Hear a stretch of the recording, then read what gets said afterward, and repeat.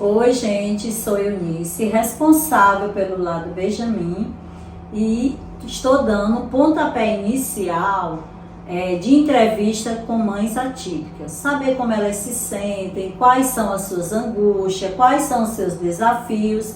E para dar início, eu convidei uma grande amiga e grande profissional, só que hoje ela não vai ser a profissional, ela vai ser a mãe atípica. Recebam e ela vai se apresentar, Júlia Kelly Rodrigues. Olá pessoal, eu sou a Júlia, eu sou mãe atípica do João Lucas de 10 anos. Além de mãe atípica do João Lucas de 10 anos, eu sou psicóloga infanto-juvenil, tenho especialização em análise do comportamento, psicologia hospitalar, sou pós-graduanda em neuropsicologia e atuo nessa área com crianças com transtornos do neurodesenvolvimento. Eu me tornei psicóloga depois do diagnóstico do João, há 10 anos atrás, onde foi um momento de muito sofrimento e dor para mim, porque há 10 anos atrás pouco se falava em autismo, né? Hoje a gente coloca nas redes sociais, você vai encontrar um monte de perfil, você vai encontrar mães, perfis de mães, você vai encontrar uma série de conteúdos que vão te trazer informações.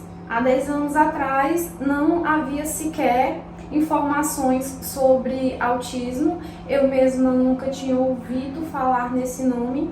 A forma como eu recebi o diagnóstico do João foi traumatizante, né, pela neuropediatra dele, foi uma forma completamente desumana, mas mesmo diante daquele momento de extrema dor, ela nos encaminhou para uma equipe multidisciplinar.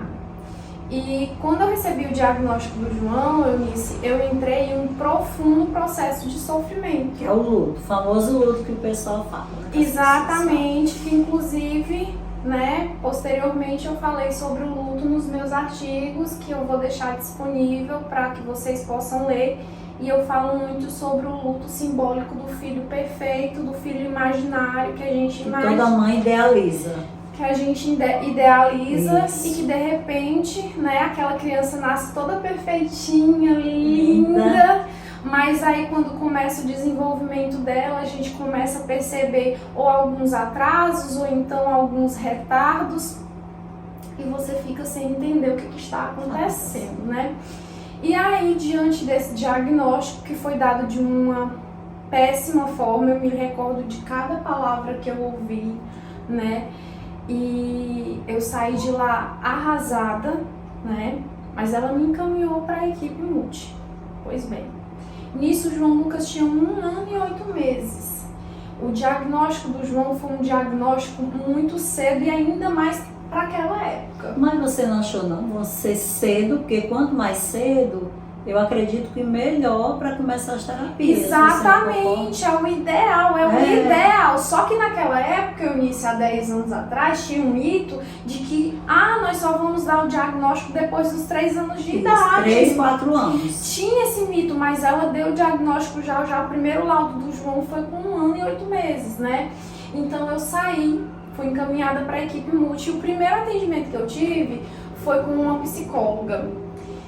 E eu me emociono em contar a minha história, eu tô aqui. Eu me recebo pra manter, né? Manter a postura. Manter a postura, porque certo. Aqui eu só sou uma mãe atípica como todas as outras mães, né? E aí, no primeiro atendimento, eu digo pra você que ela, sabe, a sensação que eu tive é que eu estava dentro de um fundo de um poço escuro, era a sensação que eu tinha, né? E quando eu cheguei lá, ela estendeu a mão pra mim, sabe? Ela estendeu a mão pra mim e ela diz: vem, vamos comigo, tem um universo de possibilidades. O seu filho, ele tem total condição de desenvolver várias habilidades. E aí, A maneira como essa moça me atendeu, os próximos atendimentos, que ela foi esclarecendo as minhas dúvidas. E eu comecei a buscar conhecimento, eu comecei a ler muito. Na época tinha pouquíssima informação, né, sobre o autismo. Eu lembro que hoje, há pouco tempo, foi que a Dalva ficou famosa, né, que a Dalva tem livros escritos, e o filho dela é um autista já adulto, né. E foram as primeiras pessoas que eu comecei a procurar na internet, no YouTube, para buscar informação. Mas aquilo não me contentava. Aquilo era pouco para mim, sabe? Eu tinha outra carreira, eu tinha outra profissão, eu me desdobrava, né, levando o João Lucas para as terapias, porque como ele começou muito cedinho, mas só aquilo para mim não era o suficiente. Eu sentia no meu coração que era pouco. Entendi. Que eu precisava fazer um pouco mais.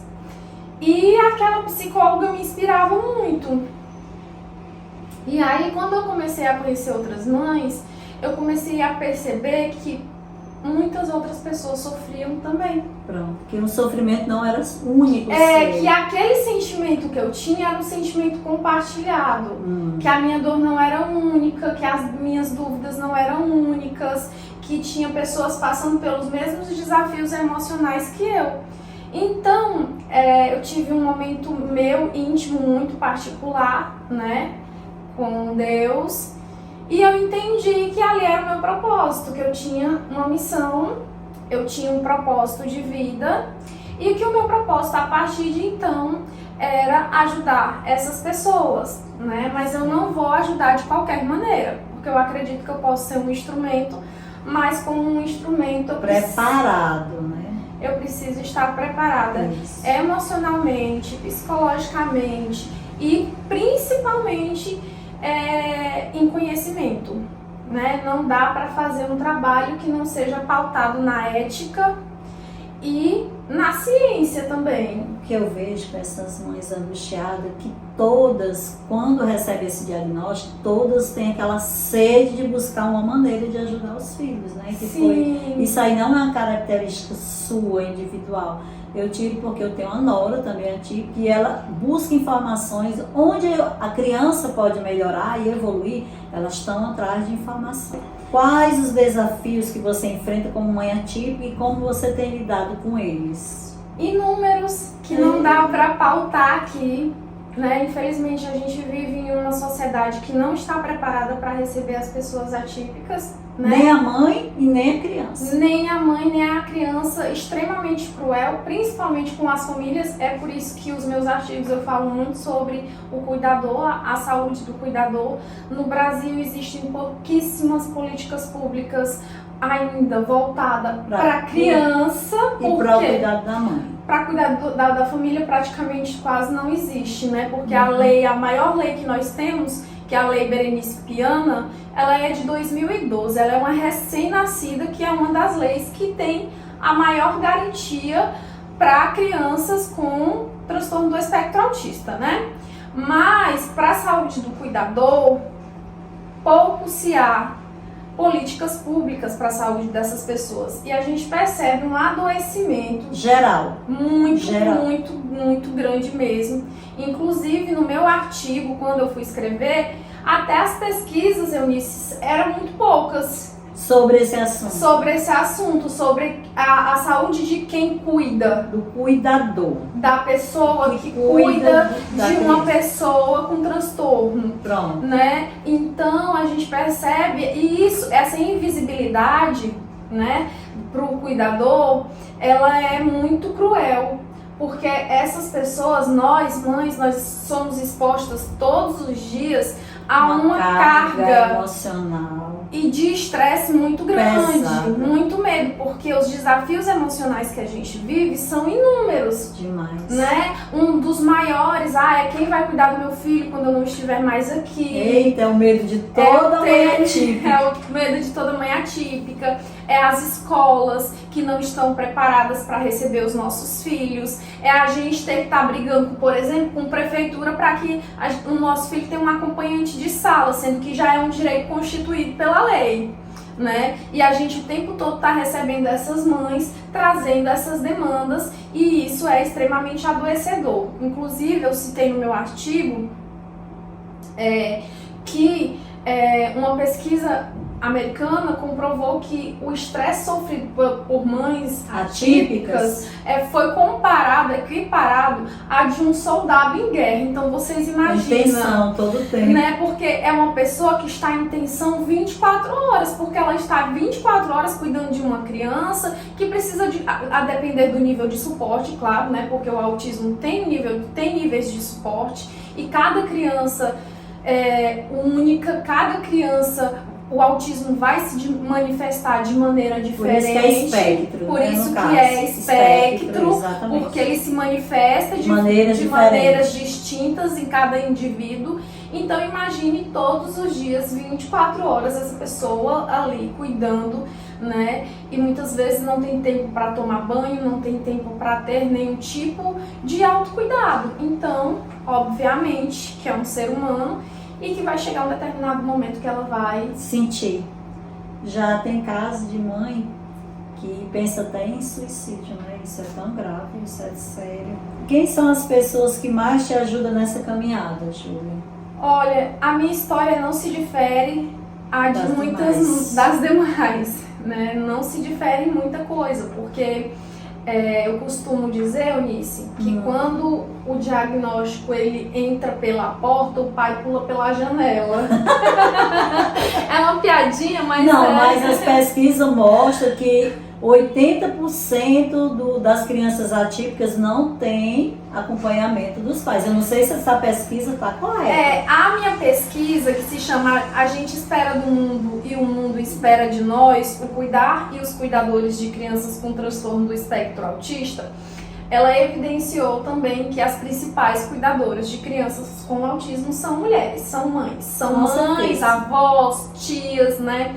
Então, a rede de cuidado, ela, pelo menos a minha, também é uma rede de cuidado fragilizada, porque como eu moro aqui na capital e a minha família é do interior, mas eu tenho uma família maravilhosa, uma família incrível, apoio, né? Que não pode me dar um apoio presencial, mas se eu precisar eles vão estar comigo, mas para qualquer tipo de outro apoio, seja financeiro, seja qualquer apoio que seja, eu tenho eles. E tenho a minha filha de 17 anos, que vai fazer 18, a Nicole.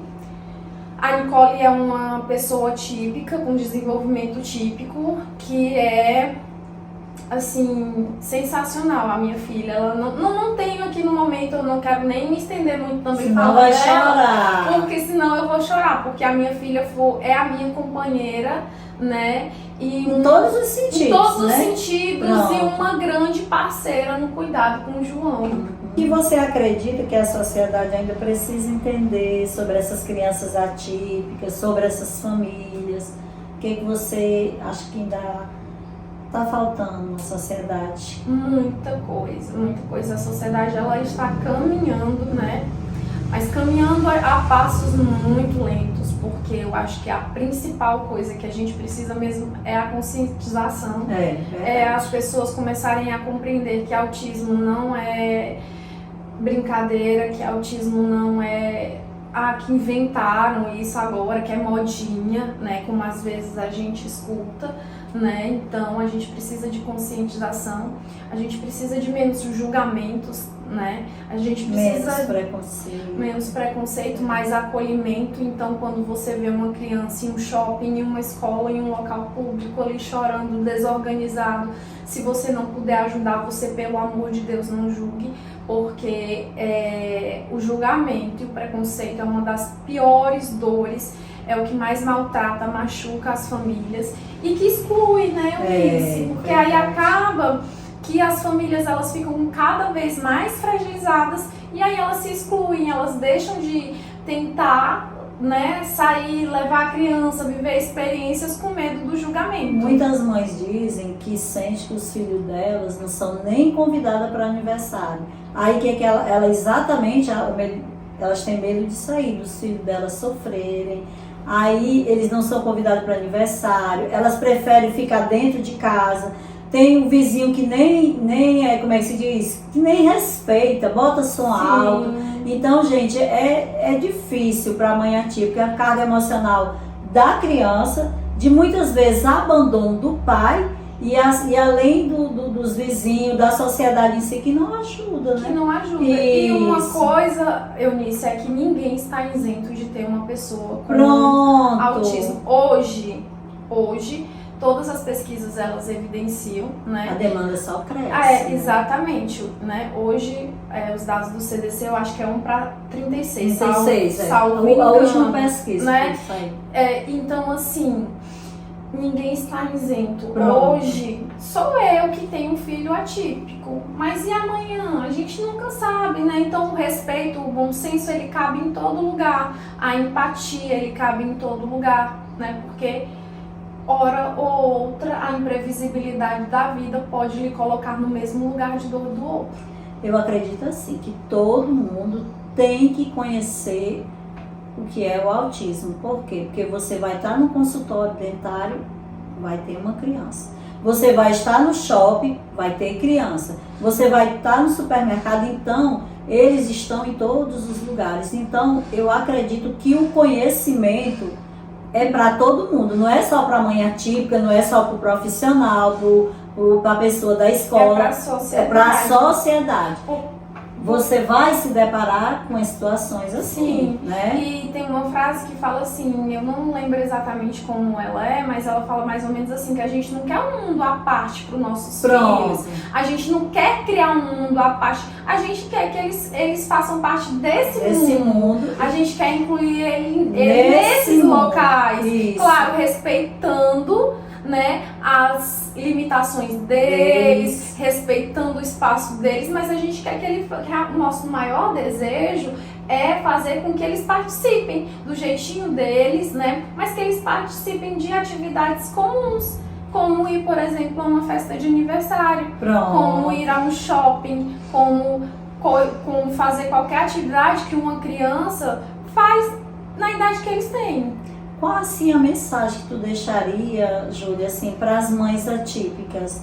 Porque elas são muito sensíveis, elas choram por qualquer coisa, elas são angustiadas, porque elas não se sentem seguras, muitas vezes não deixar seu filho na escola. Até na clínica mesmo, elas têm medo de como vão tratá-los, né? Sim. Qual o conselho que você deixaria para essas mães? Em primeiro lugar... Porque, gente, olha aqui, a Júlia, ó, é toda chique, olha aqui, ó. Aí ela se cuida, aí agora ela vai dar um conselho para as mães. Ela tá dizendo isso agora, mas eu vou mandar para ela uma foto na época do diagnóstico, para vocês verem que tudo é um processo. Pronto. Nada, recebi o diagnóstico, estou aqui, me formei. Não, tudo é um processo nessa vida. E eu vou deixar uma foto da época. Disse: cuide da saúde de vocês. Não há como vocês cuidarem dos filhos de vocês sem que vocês cuidem da sua saúde emocional, física e espiritual.